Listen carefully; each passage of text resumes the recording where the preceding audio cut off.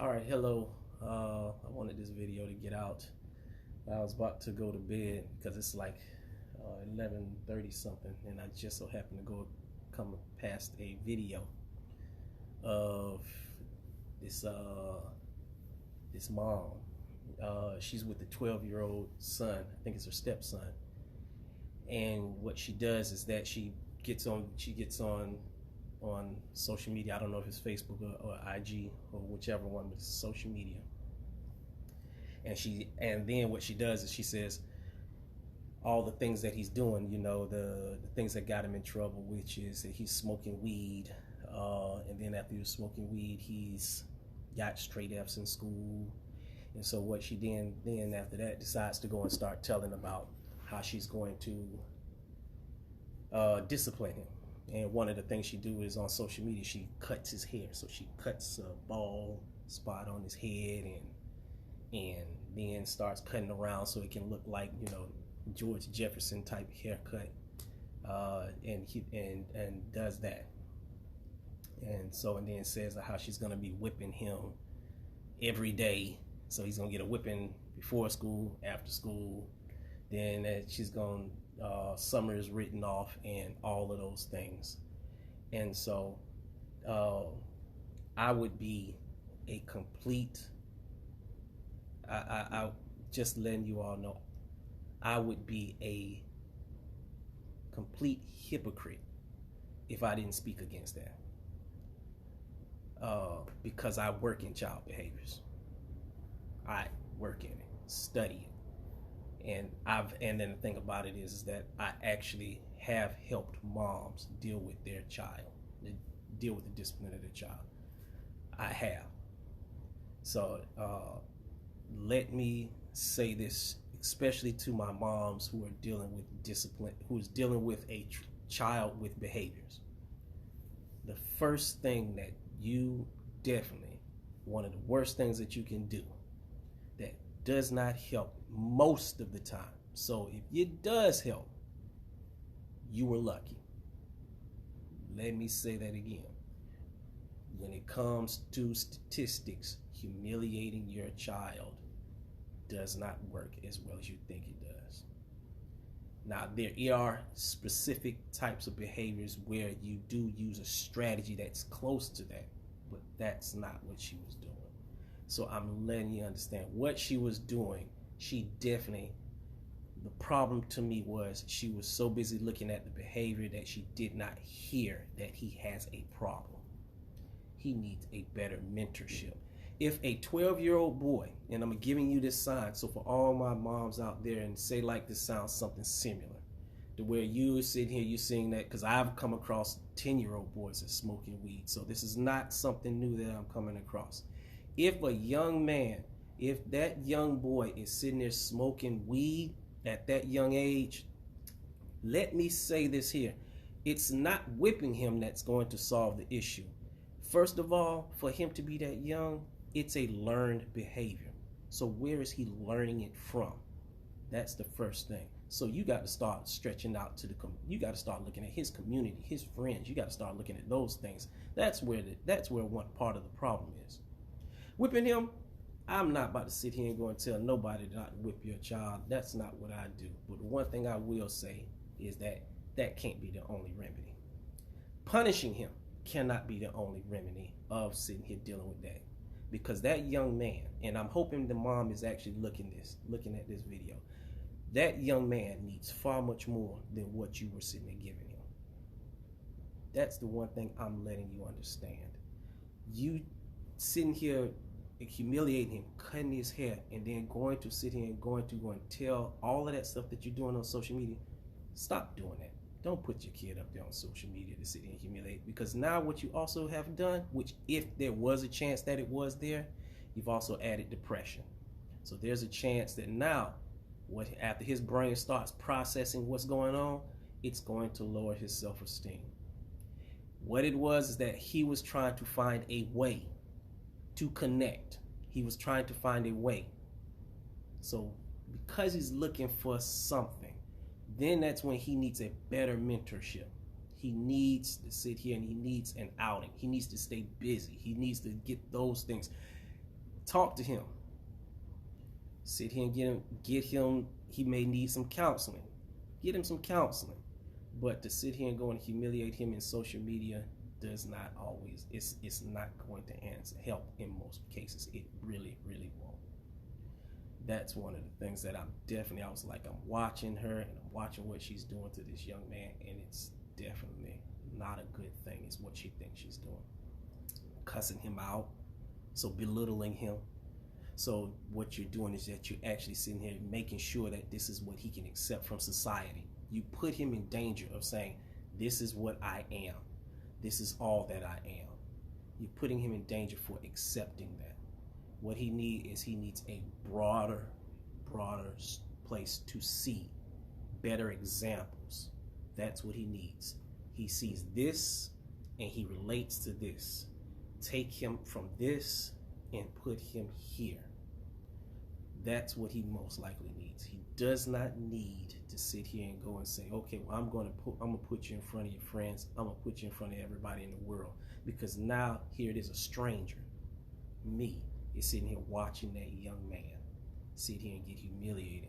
And because I've worked in the environment of seeing what happens to these young men that's dealing with situations that's hard like this, it does not go well for them.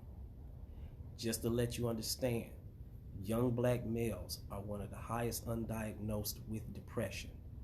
We have increased in suicide rate, and then here it is, you're doing it in COVID, which means that there's even a higher, it was even a higher increase. So when you're doing all of these things, so please be careful on sitting here thinking that, okay, what I'm going to do is I'm going to put this kid out on social media and I'm going to humiliate this kid. And then I'm going to sit here and I'm going to tell him, okay, I'm going to beat you and all of those things there. If he's sitting here, he's doing these types of self-destructive things, he needs a better community. He needs more mentorship, and he needs it now. Treat this as a red flag.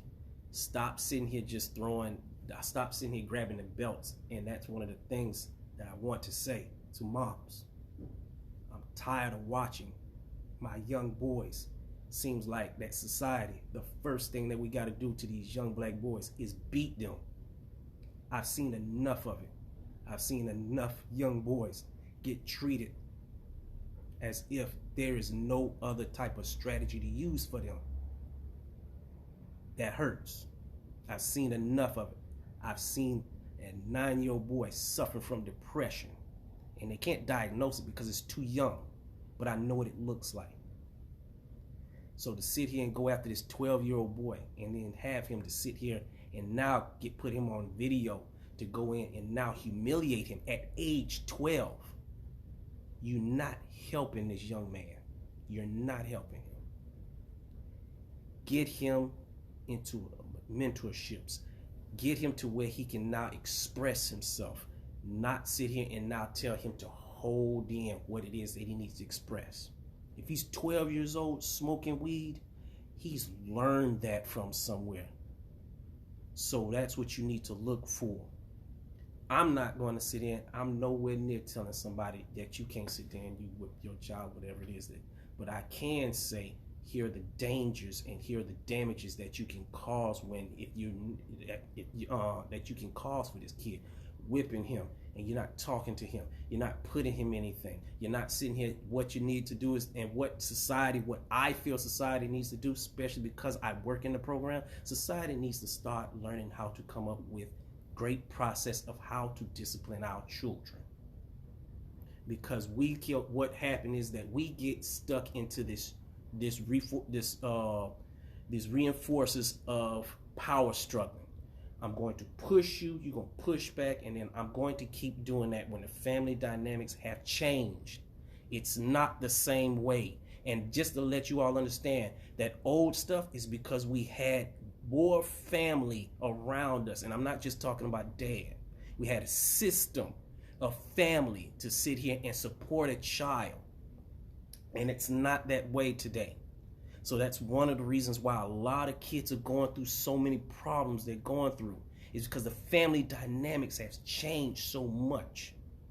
So when you're thinking, I'm going to put him on social media to sit here and humiliate him, it's supposed to stop him, it does not. What it does is it adds more to his plate. That's what you did. And if you're all, and every one of y'all thinking that you're agreeing to this here, I'm letting you understand it's not helping. These boys need better mentorship. Go to a church. If you're saying, where shall I go? First things first is go to a church. Talk to your counselor at your school. Talk to the social worker at the school. Let me tell you something. They are amazing persons. The persons that I can say that deals with the most stuff that I definitely can shake my that definitely tip my hat to is a social worker, because they see so much and they have to be a part of so much. So definitely you can ask. Talk to the church. Sit here and you can talk to one of the gyms. There are strategies that you definitely can happen. If you need to, you can ask me and I can give you strategies right now. I am sitting here, I'm working with a parent as I talk. I've been working with a parent throughout this COVID pandemic of how to sit here and help her child. And the first things first is the problem. And let me say this again. The number one step, and she's not the first parent, but the number one step to sitting there helping your child is that you got to change yourself. That's the first step. You have to be open to change yourself. Then you can go and change the child. So when she started doing that, because that was the hardest part, when she started doing that, she's starting to see her child's behavior, and she feels more confident now on the strategies that are being used. And now, because she's feeling more confident on the strategies she's using, she's seeing a change. And so now she's getting more support from others because of that change, because she has a program of how to deal with her child's behaviors. And so now it's a big change. So that's what I want to say to you. Please don't think that here it is, I'm going to put my child on social media, I'm going to cut my child's hair, I'm going to beat my child, and then that's it. Spare the rod, spoil the child. Yes, but the thing about it is, that's not just the only chapter in the book. The whole Bible is sitting here teaching a whole list of things before you even get to there. That's what the point is. So I'm not telling somebody to spare the rod, spoil the child, but there's a lot of things that's in place. And then once you read that, there's still more after that to instill in that child. And that's what's missing. If a child is doing this here at such a young age, that's when we have to start looking at, okay, how do we change the process, or how do we change the environment? How do we able to get that child to communicate more? How are we able to use these strategies? And I've worked with the worst. Some of the folks that sit here that can definitely see this video, they will sit there and they have worked with the worst. So just to let you know, anybody who sits there and knows me, who knows what I did, they have worked with the worst. So please, especially that mom, I hope this video reaches you. Please don't do that to your son no more. Do not do that to these young black boys no more. These young black boys, they need help. And my young black girls as well. I've seen a whole lot. But something about where we have to start humiliating these young boys, cutting their hair straight and messing them up, not on and putting them on the internet for all of us strangers to do. Millions of people to sit here and see, putting them in your business. Don't put us in your business no more. Please don't think I'm just saying, here's a professional working child behaviors that sits there and lets you understand it doesn't work as much as you think it does. And what you're doing now is you're exposing him to something that's even worse, which is depression. You can now set him up for that. Not saying it is happening, but I'm saying that's one of the things you don't want to do, because young black males, one thing that we don't do well at is we don't communicate well. We do not. We keep it to ourselves, and it shows up in anger and rage, when the truth of the matter is, it is pain, hurt, abandonment. It's not trusting. It's all of these underlying issues that we're going through. It's a whole underlying issues that we're going through that looks like it's anger. That's what it looks like, when the truth of the matter is, he may be hurting. That's what I want to say. And so now what you're doing is you're providing all of this extra stuff, when the whole idea is that the central issue for him may be He may be in pain and hurting and depressed, and he just don't know how to get out of it. So I'm not going to act like I know everything, but I can definitely tell you, if I don't know it, I'm going to research to try to find it. That's the one thing I say. So please, if you're not going to listen to me, research better strategies to use on that young man. That's all I'm asking. Let's try some different strategies, my people. All right, let me go to bed. I've said my piece, and I'm hoping that it reaches. I'm hoping it reaches at least. All right, y'all take care. Love you all. Thank you.